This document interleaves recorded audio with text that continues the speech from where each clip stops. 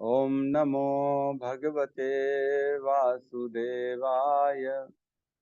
ओम नमो भगवते वासुदेवाय। ओम नमो भगवते वासुदेवाय। नारायण नमस्कृत्यं नरं चैव नरोत्तमं देवीं सरस्वतीं व्यासं ततो जयमुदीरये। नष्टप्रायेषु अभद्रेषु नित्यं भागवत सेवया भगवती उत्तम श्लोके भक्तिर्भवती नैष्टिकी। कृष्णाय वासुदेवाय देवकी नंदनाय च नंद गोप कुमाराय गोविंदाय नमो नमः। जय श्री कृष्ण चैतन्य प्रभु नित्यानंद श्री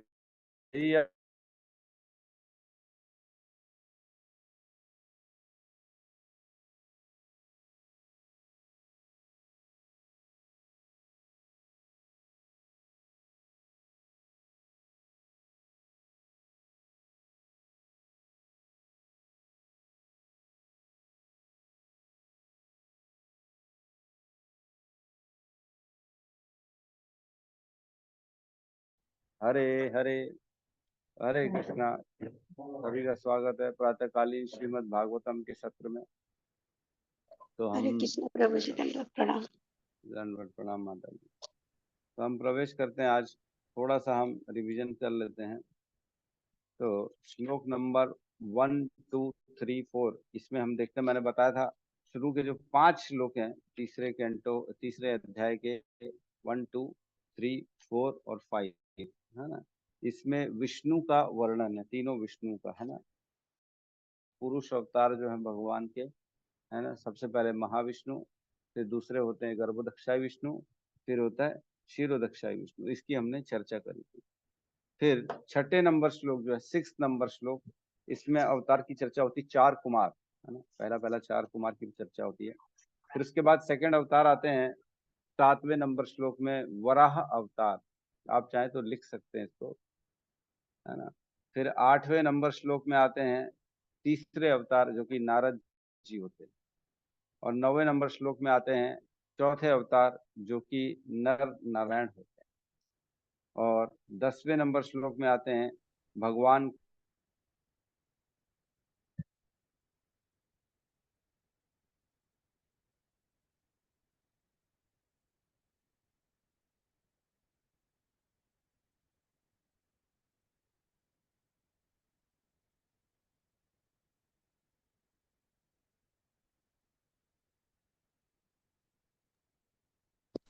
हरे कृष्ण प्रभु जी, आपकी आवाज नहीं आ रहा है।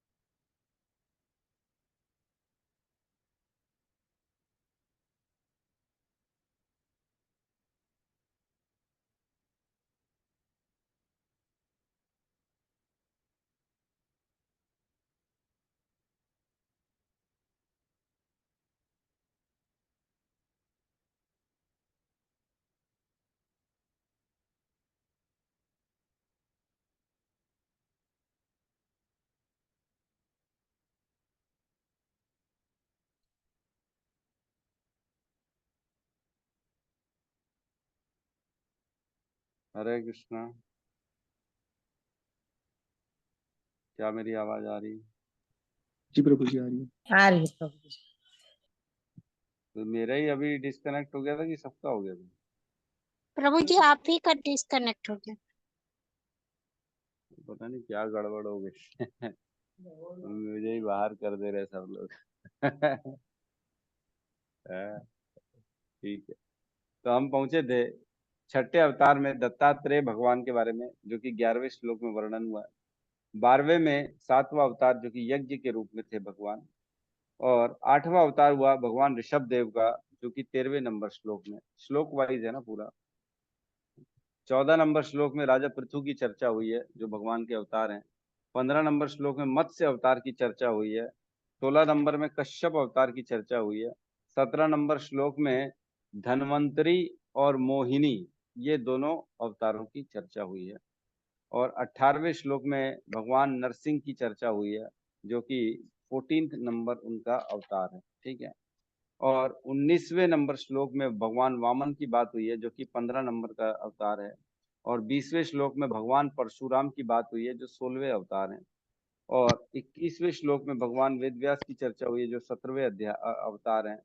और 22वें श्लोक में प्रभु श्री राम की चर्चा हुई है, जो कि 18वें अवतार हुए। और 23वें नंबर श्लोक में बलराम और कृष्ण 19 और 20 ये अवतार हो गए। और 24 नंबर श्लोक में हुए बुद्ध, गौतम बुद्ध जो हुए उनकी चर्चा हुई, जो 21वें अवतार हुए। और 25वें नंबर श्लोक में कल्कि भगवान की बात हुई है। ठीक है। तो 25वें जो है उसमें हम देखेंगे, जैसे इसके 25वें में तो नहीं लिखा है मेरे ख्याल से। और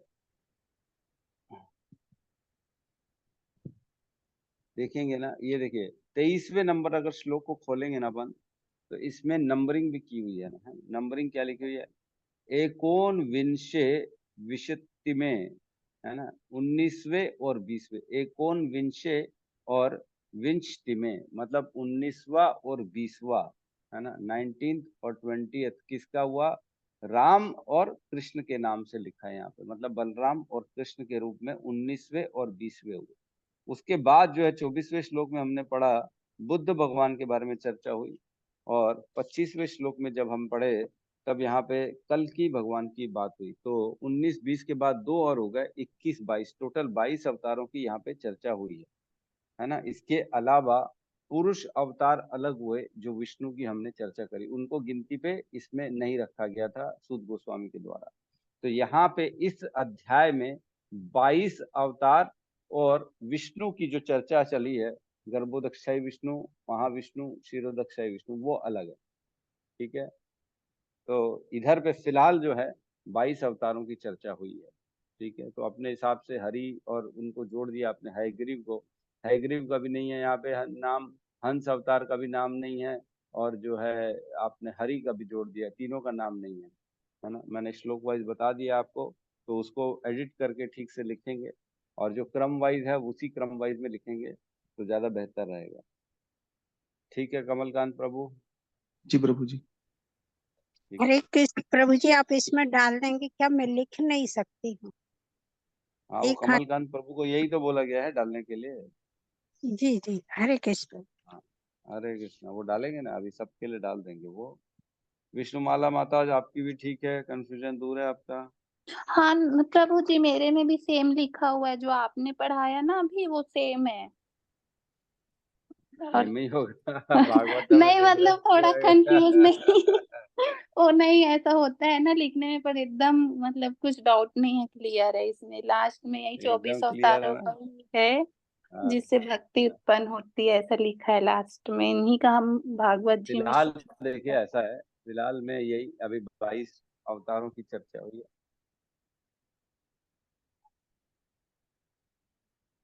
आपकी आवाज नहीं आ रही माता जी, आपकी आवाज कट रही है बहुत ज्यादा।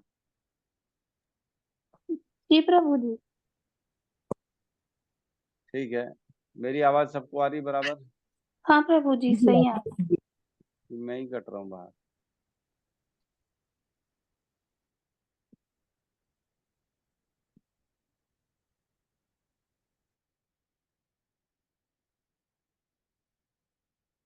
हरे कृष्णा, मैं ही कट जा रहा हूँ बार बार, पता नहीं क्या हो रहा है। ठीक है, अभी आवाज आ रही है सबको मेरी? जी प्रभु जी। ठीक है। पता नहीं क्या चलता। तो कल हमने 35 और 36 श्लोक किया, राइट? नहीं, 36 आज करना है, 34 और 35 कल हमने पढ़ा था। तो 34 में कहते हैं, यदि माया का शमन हो जाता है और यदि भगवत कृपा से जीव ज्ञान से संपन्न हो जाता है, तो उसे तुरंत आत्म साक्षात्कार का प्रकाश प्राप्त होता है, और वो अपनी महिमा में प्रतिष्ठित हो जाता है, पूज्य बन जाता है, भक्त बन जाता है, सेवा करते लोग उनकी ऐसा बन जाता है, जो भगवान का जो है दर्शन करता है, भगवान का भक्त बनता है, आत्म साक्षात्कार करता है, माया से जो छूट जाता है। और इसके बाद कहते हैं 35वें नंबर श्लोक में, इस प्रकार विद्वान पुरुष उस अजन्मा तथा अकर्ता के जन्मों तथा कर्मों का वर्णन करते हैं जो वैदिक साहित्य में भी दुर्लभ हैं, वे हृदय के स्वामी हैं। मतलब ऐसे भगवान की चर्चा करते हैं जो साहित्यों में भी नहीं लिखा है, वेदों में भी जिनका वर्णन नहीं है ना। और इवन कौन जानता है उनको? सिर्फ जो प्योर भक्त है, डिवोटी है, वो जान सकते हैं भगवान को, और कोई नहीं जान सकता, है ना। भगवान कहते ही है, न मैं विदु सुरागणा महर्षिणाम, न मैं विदु सुरागणा महर्षिणाम च सर्वशः अहम आदि ही देवानाम महर्षिणाम च सर्वशः। अहो, मैं क्या बोलूं। 10.2 इसमें कहते हैं, न मैं विदु सुरागणा प्रभवम न महर्षया अहम आदि ही देवानाम महर्षिणाम च सर्वशः। मेरे को देवता भी नहीं जानते, मेरे को कोई तपस्वी नहीं जानता, मेरे को कौन जानता है? केवल और केवल भक्त जानता है। भगवान खुद को अपना प्रकाश, खुद प्रकाशित होते हैं। हम अपनी इंद्रियों से, अपनी इच्छा से, हम अपने तपस्या से, अपने बल से भगवान को नहीं समझ सकते। ठीक है, हम प्रवेश करते हैं 36 नंबर श्लोक में, साथ में दोहराएंगे। साइदम सवाइदम विश्व, ये तो अपन पढ़ लिए थे क्या कल?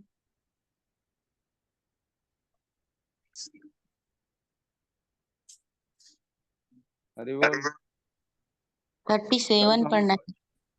हाँ 36 तो हमने कल पढ़ लिया था। जिनके कर्म सदैव निष्कलुष होते हैं, वे श्री भगवान 6 इंद्रियों के स्वामी हैं और 6 ऐश्वर्यों से युक्त सर्वशक्तिमान पुरुष हैं।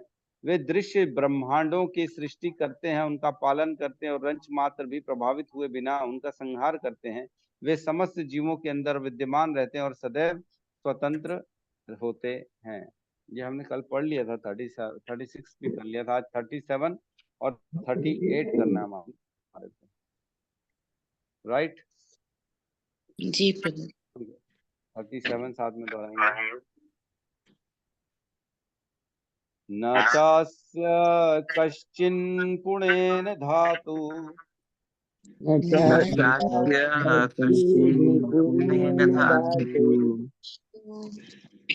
रवैति जन्तु कुमनीष उत्ति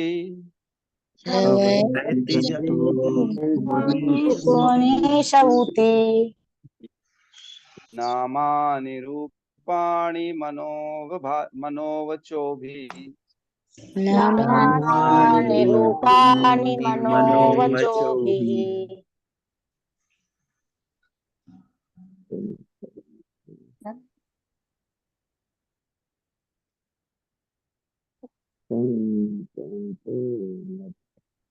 संतवन्तो नटचार्यं नहीं, एक मिनट, सॉरी, है ना।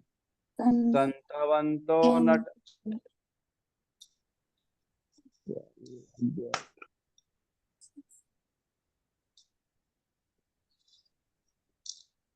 हरे कृष्णा, आवाज आ रही है? जी प्रभु जी। तो रिपीट करिए।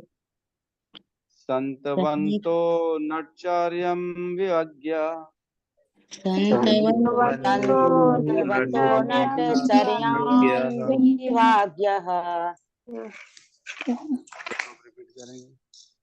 न चास्य कश्चिन्नुपयन धातु न चास्य कश्चिन्नुपयन धातु रवैति जन्तु कुम्नीस ऊतिः रवैति जन्तु कुमनीष ऊतिः नामानि रूपाणि मनोवचोभिः नामानि रूपाणि मनोवचोभिः सन्तवन्तो नटचार्यमिवाज्ञः सन्तान्वतो नाटचर्यामिवाव्यः न चास्य किश्चित् निपुणेन धातु न चास्य कश्चित् निपुणेन धातु रवैति जन्तुकुमनीष ऊतिः प्रवेति जन्तुकुमनीषूति नामानि रूपाणि मनोवचोभिः नामानि रूपाणि मनोवचोभिः तन्तन्वतो नटचर्यामि वाग्यः तन्वतो नटचर्यामि वाग्यः। हरे कृष्ण। अनुवाद। अल्पज्ञ मनुष्य अपने अल्प ज्ञान के कारण श्री भगवान के रूपों, नामों तथा कर्मों की दिव्य प्रकृति को नहीं जान सकते, क्योंकि वे तो किसी नाटक में एक पात्र की तरह कार्य कर रहे होते हैं। न ही ऐसे मनुष्य अपने तर्क या अपनी वाणी द्वारा ऐसी बातों को व्यक्त कर सकते हैं। ओम अज्ञानतिमिरन्धस्य ज्ञानाञ्जनशलाकया चक्षुरुन्मीलितं येन तस्मै श्रीगुरुवे नमः। श्रीचैतन्यमनोभीष्टं स्थापितं येन भूतले स्वयं रूपः कदा मह्यं ददाति स्वपदान्तिकम्। वन्देऽहं श्रीगुरु श्रीयुतपदकमलं श्रीगुरुन् वैष्णवांश्च श्रीरूपं साग्रजातं सहगण रघुनाथान्वितं तं सजीवं साद्वैतं सावधूतं परिजनसहितं कृष्ण चैतन्य देवं श्री राधा कृष्ण पादान सहगण ललिता श्री विशाखान्वितांश्च। हे कृष्ण करुणा सिंधु दीन बंधु जगतपते गोपेश गोपिका कांता राधा कांत नमस्तुते। तप्त कांचन गौरांगी राधे वृंदावनेश्वरी वृषभानुसुते देवी प्रणमामि हरिप्रिये। वाञ्छाकल्पतरुभ्यश्च कृपा सिन्धुभ्य एव च पतितानां पावनेभ्यो वैष्णवेभ्यो नमो नमः। नमो विष्णुपादाय कृष्णपृष्ठाय भूतले श्रीमते भक्तिवेदांत स्वामीति नामिने नमस्ते सरस्वते देवे गौरवाणी प्रचारिणे निर्विशेष शून्यवादी पाश्चात्य देशतारिणे। जय श्री कृष्ण चैतन्य प्रभु नित्यानंद श्री अद्वैत गदाधर श्रीवासादि गौर भक्त वृंद। हरे कृष्णा कृष्णा कृष्णा हरे हरे, हरे राम राम राम हरे हरे कृष्णा। तो हम अभी इस श्लोक में देख रहे हैं 37 नंबर में। इसमें कह रहे हैं जो अल्पज्ञ मनुष्य हैं वो अपने ज्ञान के कारण भगवान के रूप, नाम तथा कर्मों की दिव्य प्रकृति को नहीं जान सकते, वो नहीं समझ पाते। क्यों? क्योंकि उनके पास वो ज्ञान है नहीं, वो भौतिकता में फंसे हुए हैं, है ना। और भगवान तो किसी नाटक के एक पात्र की तरह रहते हैं, कार्य करते और चले जाते, लोग उनको पहचान ही नहीं पाते। ऐसे मनुष्य अपने तर्क या वाणी से कैसे उनको व्यक्त कर सकते हैं, कैसे वो उनको एक्सप्रेस कर सकते हैं ये भगवान है या ये मेरे हिसाब से भगवान है। क्यों? क्योंकि वो तो अल्पज्ञ है, वो समझ ही नहीं पा रहे, है ना। श्लोक को देखते हैं। न चास्य कश्चिन कश्चिन कश्चित निपुणेन धातु, है ना। नहीं कर सकते, नहीं क्या, नहीं कौन क्या, न च अस्य कश्चिन, न च अस्य, अस्य मीन्स भगवान, है ना, जिसकी बात पिछले श्लोक में चली है, जो ऐश्वर्यों से युक्त है, 6 ऐश्वर्यों से युक्त है और 6 इंद्रियों के स्वामी है ना, उनकी बात चल रही है। न च अस्य कश्चित निपुणेन धातु, मतलब निपुणता किसी में नहीं है। किसकी निपुणता नहीं है? उनको धातु, उनको जो सब चीज सबके सृष्टा है, उनको तत्व से कोई नहीं जानता, तत्व से कोई नहीं जानता। अवैति, अवैति जंतु कुमनीश उति, मतलब अपने निपुणता नहीं होने के कारण वो उनको अवैति जान नहीं सकता। क्यों? क्योंकि वो जंतु, जीव, जहाँ पे जंतु लिखा गया है, जंतु हम किसको बोलते हैं? जीव जंतु, जीव जंतु, जंतु मतलब थोड़े से निकृष्ट टाइप के जो जीव हो गए, उनकी बात चल रही है। तो जो अल्पज्ञ हैं, जो भगवान को नहीं जानते, उनको यहाँ पे निकृष्ट जीव के रूप में बताया गया। जंतु कुमनीश उत्ति, कुमनीश क्यों? क्योंकि वो भक्तिहीन है, अज्ञानी है। क्या कारण है नहीं जानते हैं वो? क्योंकि वो अल्पज्ञ है, अल्प ज्ञानी है, भक्ति से रहित है। क्योंकि भगवान को केवल भक्ति के द्वारा ही जाना जा सकता है, भगवान ने ऑलरेडी बताया, और किसी भी प्रोसेस से भगवान को नहीं जाना जा सकता। श्लोक नंबर 18.55 में कहते हैं भगवान, भक्त्या माम अभिजानाति यावन यश्च अस्मि तत्वतः ततो माम तत्वा ज्ञात्वा विशेत तद अनंतरम। मतलब केवल और केवल भक्ति के द्वारा ही मैं लोगों के सामने प्रकाशित हो जाता हूँ, है ना? क्या अनुवाद है? केवल भक्ति से मुझ भगवान को यथारूप में जाना जा सकता है। जब मनुष्य ऐसी भक्ति से मेरे पूर्ण भगवान मृत में होता है तो वह वैकुंठ जगत में प्रवेश कर सकता है। और एक और श्लोक आता है जिसमें कहते हैं 11.54, उसमें भी यही बात करते हैं भगवान, है ना? भक्त्या तु अनन्या शक्य अहम एव विधो अर्जुनः ज्ञातुम दृष्टुम च तत्वेन प्रवष्टुम च परंतपः। मतलब भगवान को केवल और केवल भक्ति की शक्ति के द्वारा ही जाना जा सकता है ना? तो हम यहाँ पे देख रहे हैं, वही कह रहे भगवान यहाँ पे सूत गोस्वामी कह रहे हैं शौनक आदि ऋषियों को, इधर रात को ले आती है।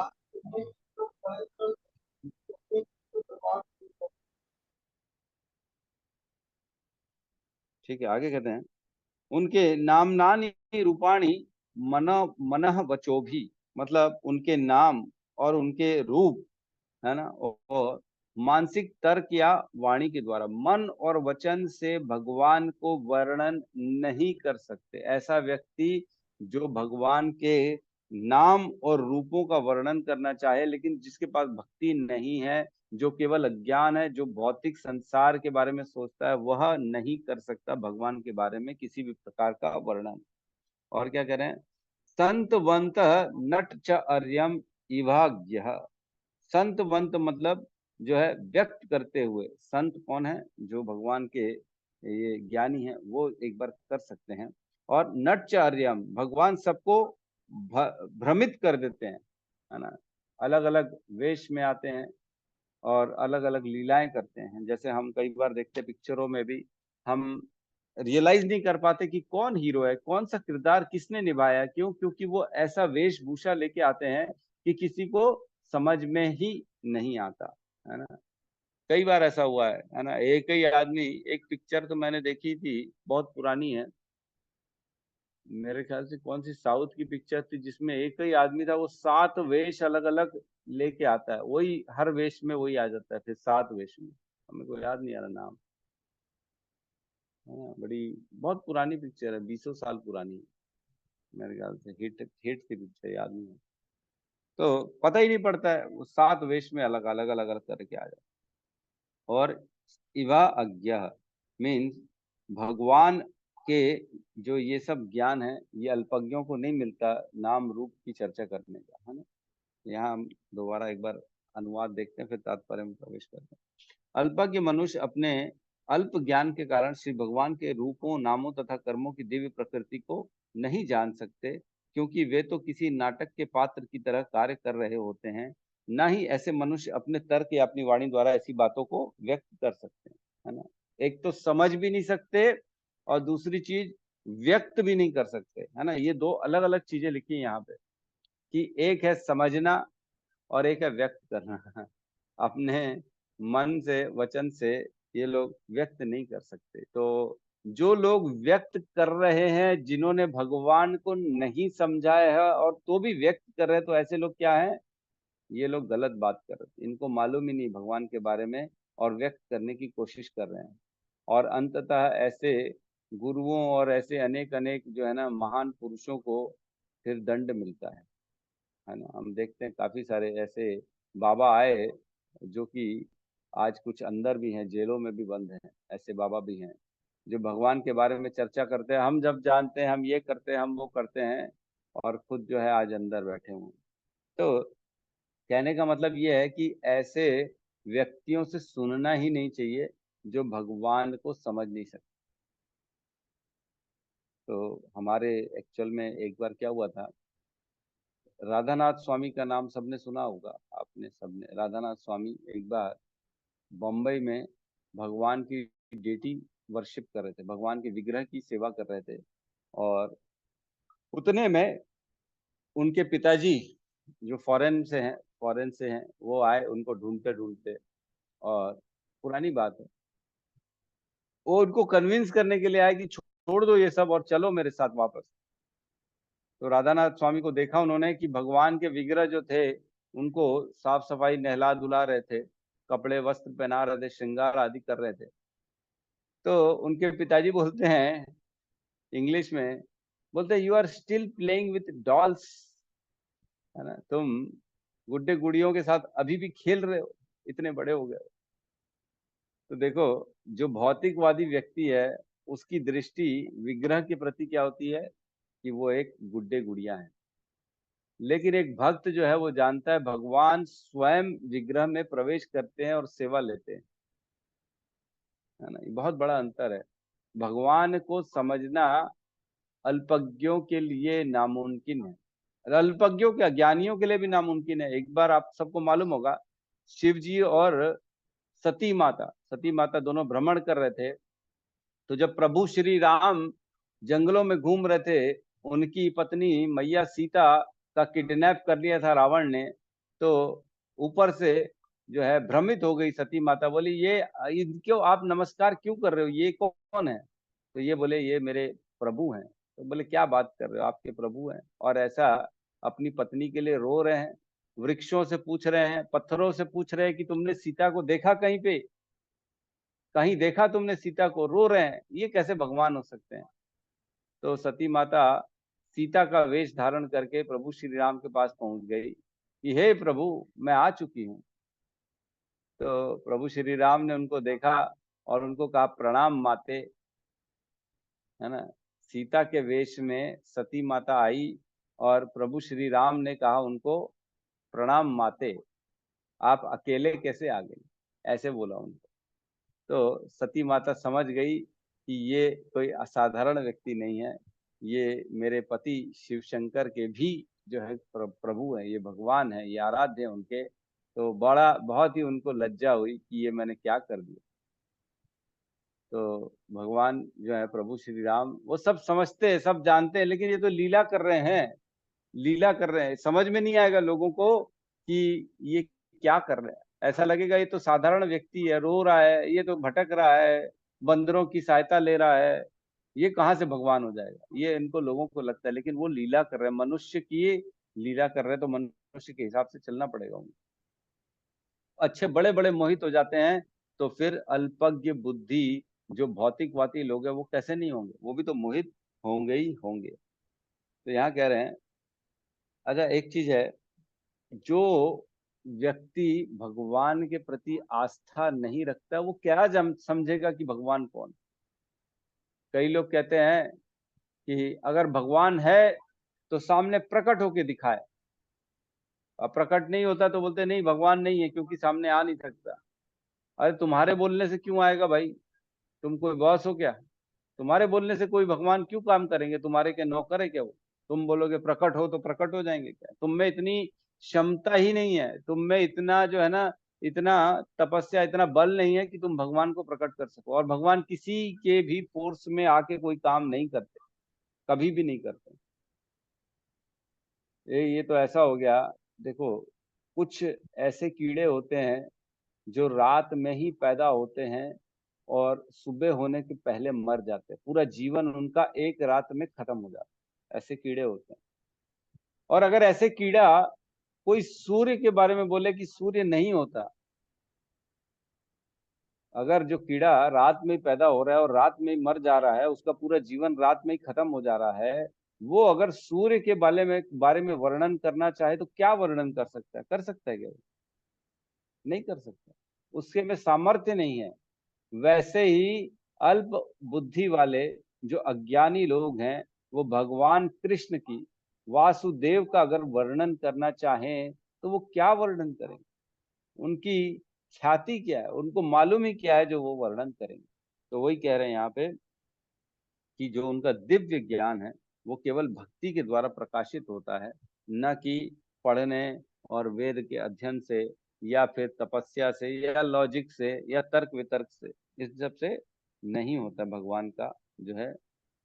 एक श्लोक आता है श्रीमद् भागवतम का, है ना, 7.5.31, है ना, उसमें कहते हैं न ते विदु स्वार्थ गतिम ही विष्णु दुराशया ये बुद्धि अर्थ मानिनः अंधा यथा अंधेर उपनीय माना ते अपि ईश तंत्रयाम उरुदामिनी बुद्ध।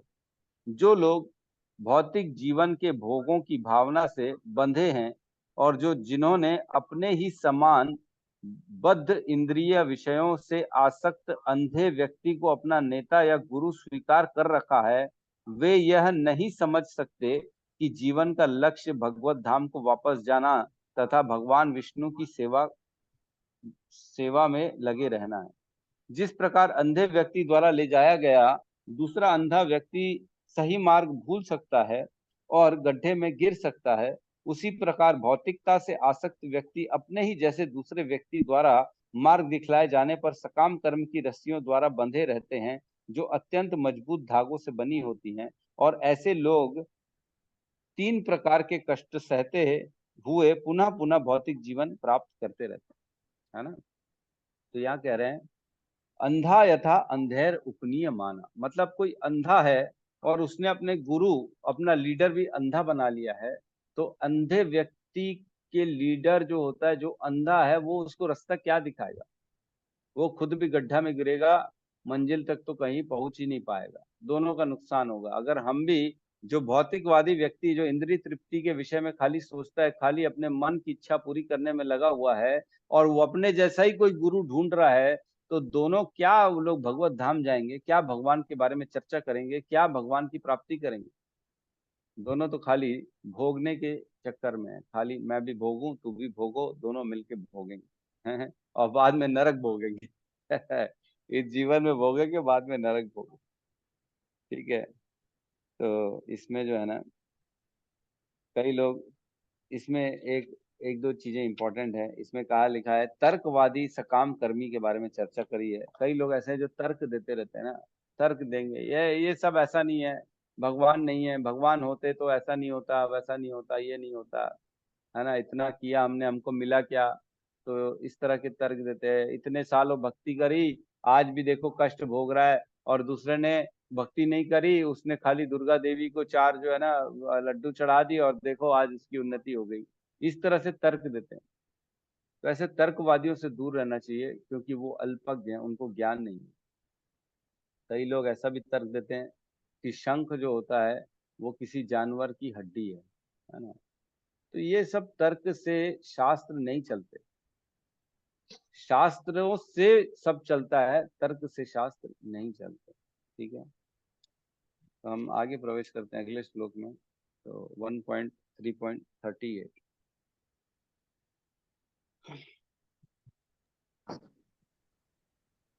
और भी काफी कुछ बोलना था, लेकिन अब समय के कारण मैं बोल नहीं पा रहा हूँ।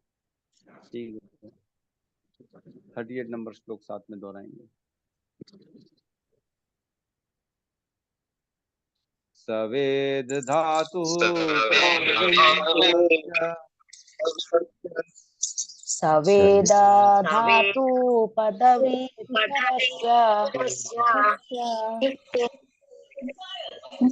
दुरंत वीर्यस्य रथांगपाणे दुरंत वीर्यस्य रथांगपाणे धड़ा यो अमायया संतत यो अमाययानुवृत्त्या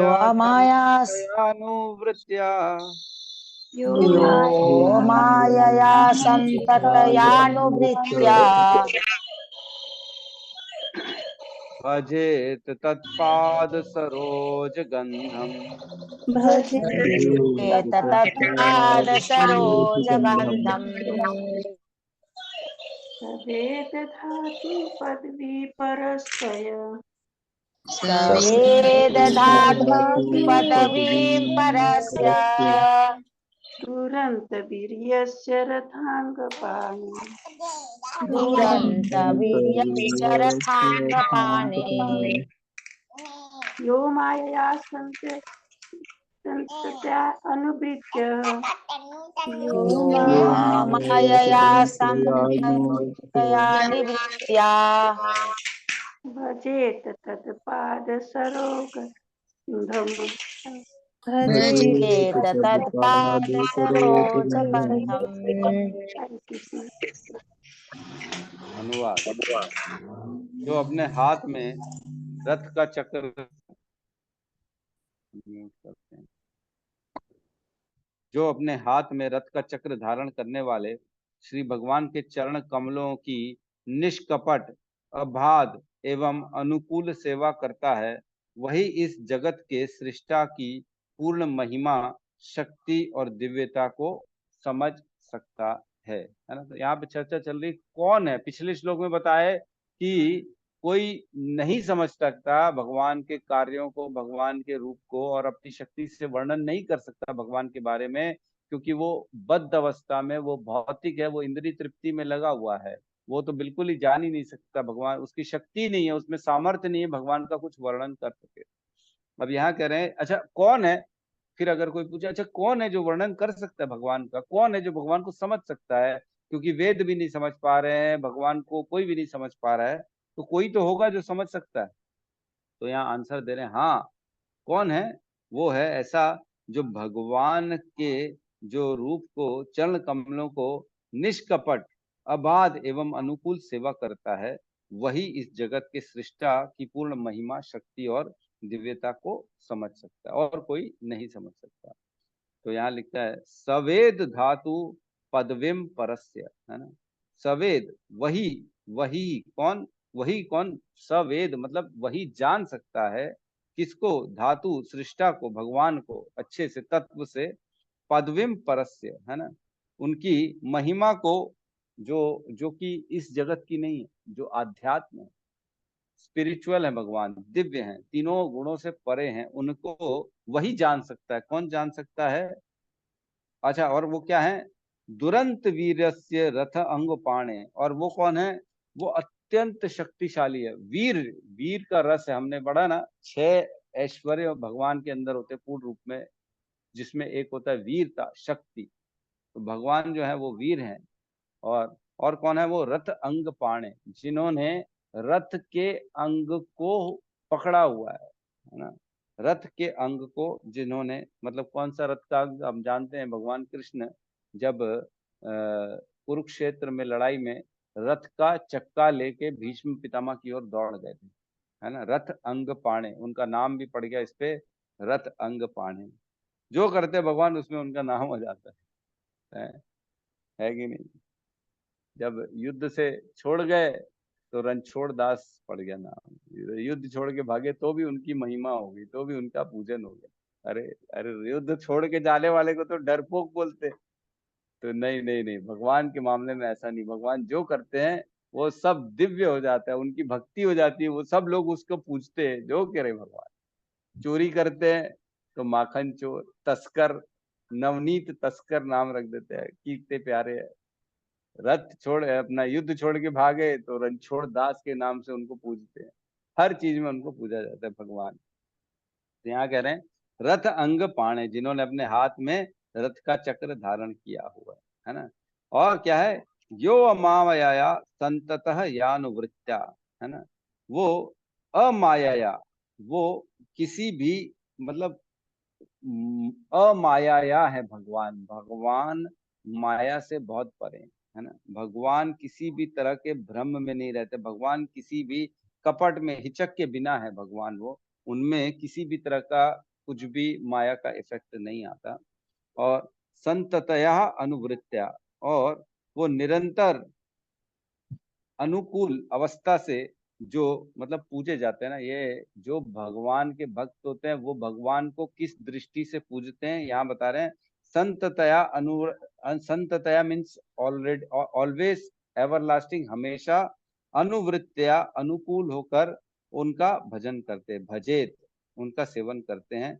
तदपाद सरोज गंधम, उनके चरणों की जो है, उनके पैरों की जो, चरणों की जो खुशबू है, जो तुलसी अर्पित होती है उनपे, और सरोज गंधम, और जो कमल उनको अर्पित होता है, उनकी, मतलब उनका अपने, उन्हीं की सेवा करते हैं, उनके पैरों की, उनके जो निर्माल्य होते हैं, जो उनको अर्पित किया हुआ जो भी फूल पुष्प होता है, ये सब भक्त लोग स्वीकार करते हैं।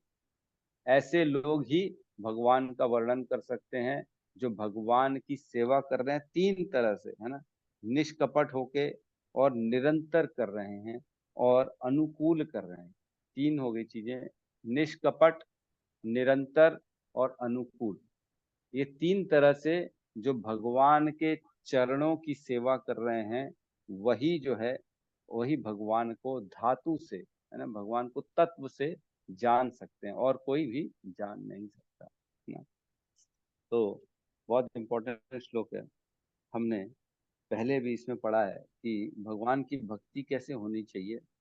1.2.6 में हमने पढ़ा था, स वै पुंसाम परो धर्म यथोर भक्ति अधोक्षजे अहेतुकी अप्रतिहता ययात्मा सुप्रसिद्धति। ऐसे ही धर्म को धर्म कहा जाता है, ऐसे वर्णाश्रम धर्म को फॉलो करना चाहिए जिससे हमारे अंदर भगवान की भक्ति उत्पन्न हो। यथोर भक्ति अधोक्षजे, अधोक्ष की भक्ति उत्पन्न हो। और कैसी भक्ति होनी चाहिए वो? अहेतुकी अप्रतिहता। अहेतुकी मीन्स जिसमें हमारा स्वार्थ नहीं होना चाहिए, और अप्रतिहता मीन्स अटूट होनी चाहिए, निरंतर चलनी चाहिए। ऐसा नहीं हो कि कभी टूट गई। ऐसी भक्ति से ही यह आत्मा सुप्रसिद्ध थी, हमारी आत्मा को प्रसन्नता मिलती है और हम सुख का अनुभव कर सकते हैं। तो यहाँ पे 3 चीज बताए। निष्कपट, ऐसा नहीं होना चाहिए कि अरे आज तो कर लो ना, आज जरूरत है ना हमारी कृष्ण की, जो है ना। या तो कई लोग आते हैं इस्कॉन में, जुड़ते हैं और अपने अपने कार्य सिद्ध करने के लिए आते हैं। मेरा नेटवर्किंग बनेगा, मैं बिजनेस कर लूंगा, दिखाने के लिए आ जाएंगे, मेरे को वोट चाहिए, मैं तो नेता हूँ इस एरिया का, इसलिए मैं जा रहा हूँ वहाँ पे भगवान के सामने, फोटो के सामने बस फोटो खिंचाने जाएंगे। तो ये कपटता है। कपट से भगवान कभी भी नहीं अपने आप को प्रकाशित करते हैं। और निरंतर, ऐसा नहीं आज किए कल छोड़ दिए, परसों किए नरसों छोड़ दिए, ऐसा नहीं, निरंतर बने रहना है, ऑलवेज, है ना। भगवान कहते ही हैं 9:14 में, सततम कीर्तयन्तो माम यतन्तश्च दृढ़व्रता नमस्यन्तस्य माम भक्त्या नित्य युक्त उपासते। कौन है? जो सतत मेरे में लगा हुआ है, सतत ऑलवेज मेरी पूजा कर रहा है, नए नए व्रत ले रहा है मेरी पूजा करने की, मुझे ही नमस्कार करता है और नित्य युक्त उपासते, मेरी ही नित्य ऑलवेज उपासना करता है। वही भक्ति है, वही भक्ति भगवान कह रहे हैं। तो यहाँ पे भी निरंतर करना है और अनुकूल सेवा करना। अनुकूल मीन्स ऐसा, प्रतिकूल और अनुकूल, अनुकूल 2 चीजें होती है। तो ऐसा नहीं अपनी मर्जी से पूजा कर रहा है, भाई मेरे को तो यही ठीक लगता है भाई प्रभु जी, मैं तो ऐसा ही पूजा करूंगा, मेरे हिसाब से भगवान की पूजा ऐसे ही होनी चाहिए। मैं तो, हमारे घर में प्रभु जी हम तो 9 बजे उठाते हैं, भगवान को सोने देते हैं, हम जल्दी नहीं उठाते आपकी तरह। आप लोग तो भगवान को सोने भी नहीं देते, रेस्ट भी नहीं करने देते, बेचारों को परेशान हो जाते, थक जाते हैं। तो हम तो आराम से 9 बजे उठाते भगवान को, फिर सबसे पहले चाय पिलाते भगवान। तो अपने हिसाब से लोग चाय पिलाएंगे भगवान को, चिरौंजी दाना खिलाएंगे भगवान को। एक भक्त मेरे से कुछ दिन पहले मिले, बोलते हैं कि मैं भगवान को ना दिन में खाना खिलाती हूँ और उसके बाद रात को खाना नहीं खिलाती। अरे मैंने कहा क्यों क्यों नहीं खिलाते हो रात को? बोले रात को हमारा कुछ बनता नहीं, हम लोग ऐसी सलाद वलाद खा के सो जाते हैं। अरे तो ये क्या बात है, खुद डाइटिंग कर रहे तो भगवान को भी डाइटिंग करा रहे हैं। मैंने कहा भगवान तो भूखे सो रहे हैं आपके यहाँ के। तो बोले नहीं, लेकिन फिर भी हंसते हैं, उनका मुखड़ा देखो एकदम हमेशा हंसने वाला है, वो उनको कोई प्रॉब्लम नहीं है। अरे मैं तो बोलेंगे भगवान तुम्हारे को, मेरे को प्रॉब्लम है, मेरे को भूख लगी खिलाओ, ऐसे बोलेंगे कान में आके आपको। बोले तो क्या मेरे को खिलाना चाहिए? वो तो मैंने डब्बे रख दिए उनके सामने काजू किशमिश के, जब भूख लगेगी खुद ही खा लेंगे। अरे ऐसा थोड़ी होता है यार, अपने हिसाब से कुछ भी कुछ बोले जा रहे हैं। डब्बे रख दिए, जब भूख लगेगी भगवान खुद ही खा लेंगे। ठीक है, डब्बे भी आप रख दो, लेकिन जो 3 टाइम का कम से कम भोग का विधि है, हम भी अपने बच्चे को खिलाते हैं, वैसे हमको खिलाना चाहिए, है ना। तो इस तरह के लोग हैं कि प्रतिकूल, अनुकूल नहीं है वो, प्रतिकूल अपने हिसाब से करेंगे, भगवान को एडजस्ट कराएंगे, खुद एडजस्ट नहीं होंगे, भगवान को अपने हिसाब से एडजस्ट करा देंगे।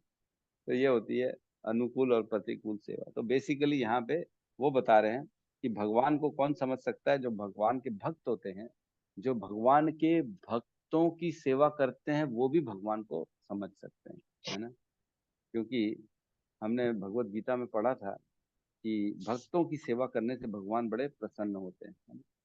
और श्रीमद् भागवतम में भी एक श्लोक आता है 5.5.2, उसमें कहते हैं भगवान कि नहीं, भगवान की प्राप्ति का मार्ग है ना, उसमें बता रहा हूँ। ऋषभ देव जो अपने बच्चों को शिक्षा देते हैं उसमें कहते हैं 5.5.2 में, आध्यात्मिक दृष्टि से अत्यंत उन्नत महापुरुषों की सेवा करके ही मनुष्य भौतिक बंधन से मुक्ति का मार्ग प्राप्त कर सकता है।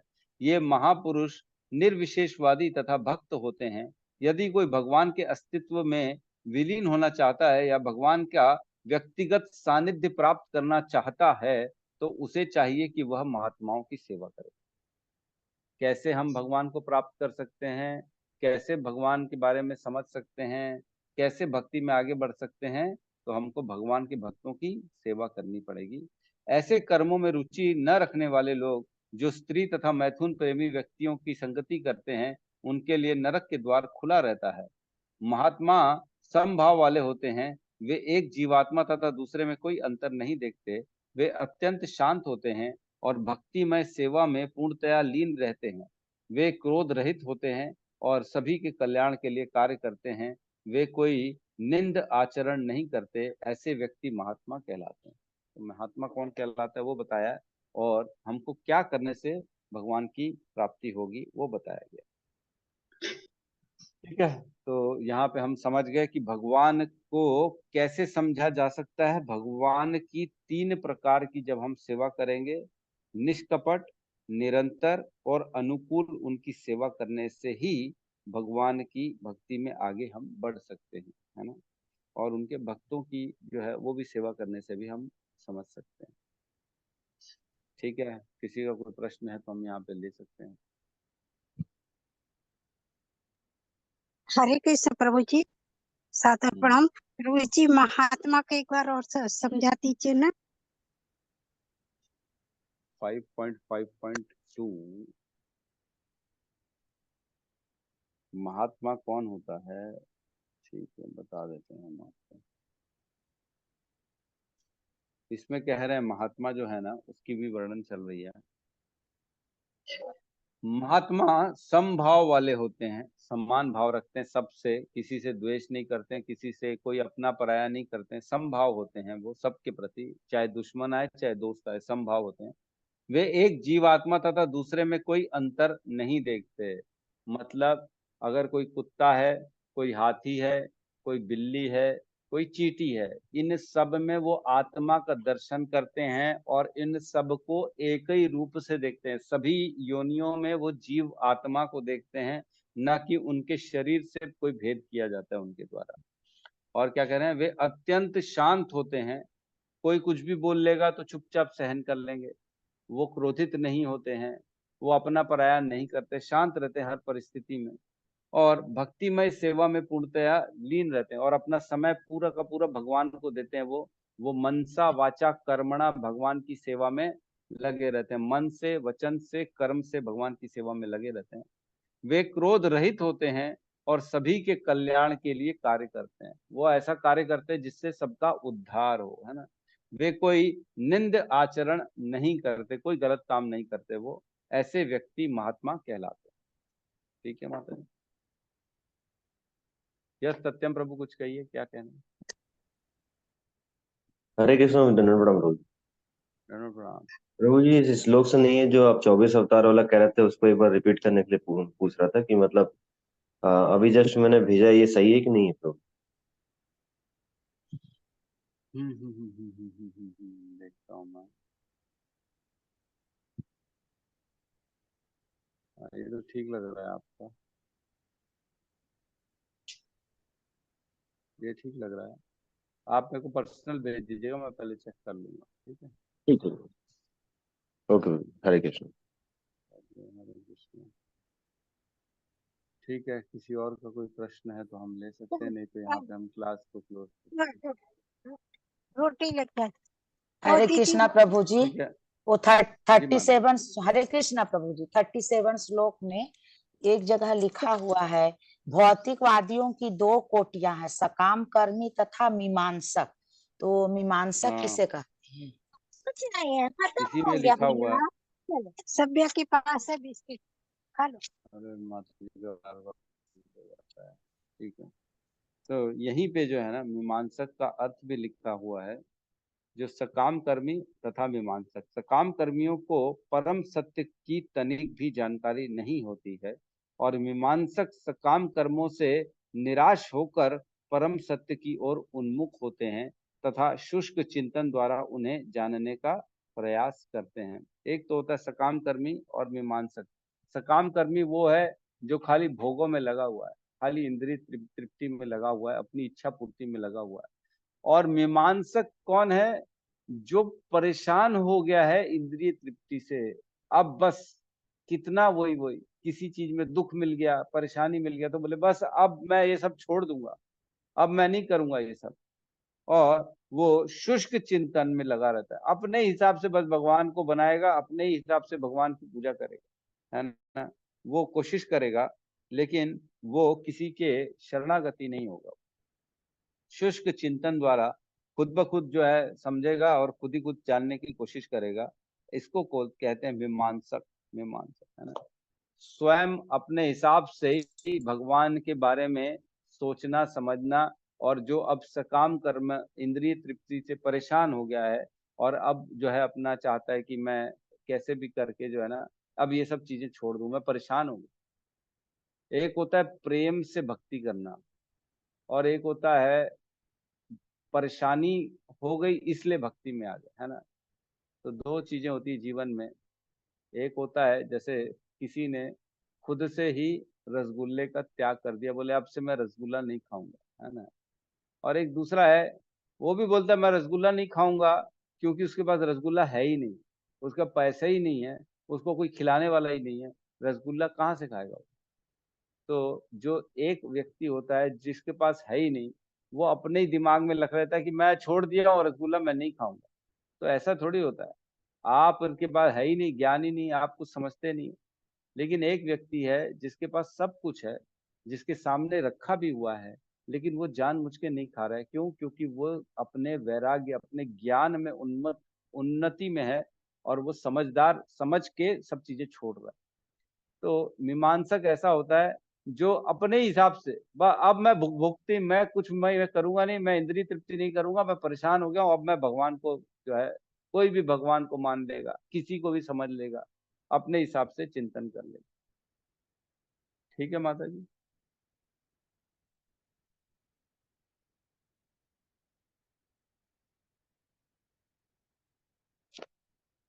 ठीक है माता जी। जी प्रभु जी धन्यवाद।